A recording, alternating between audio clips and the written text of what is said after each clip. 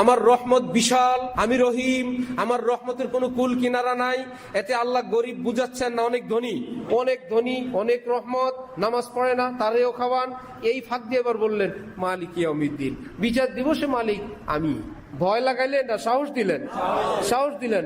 আরে আমি নামাজ পড়ে না ওদেরকে খাওয়াই, বিচার আমার হাতে, আইস কোনো না কোনো উসিলায় মাফ করিয়ে দিব।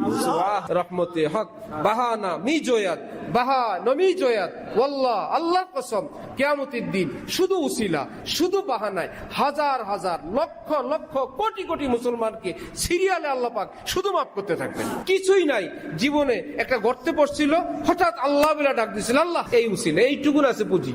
এই তুমি আল্লাহ বলছিলা, রাম রাম বললা না, কৃষ্ণ কৃষ্ণ বললা না, নিশ্চয় তোমার ভিতরে আমি আল্লাহর মোহাব্বত ছিল বলেই তুমি আল্লাহ ডাক দিয়েছে। এই ফেরেশতারা, আর তো কিছু নাই, শাস্তি তো হয়েছে না, যা হওয়ার তো হয়েছে, ভিতরে ঈমান ছিল, আচ্ছা চলো জান্নাতে নিয়ে যাও।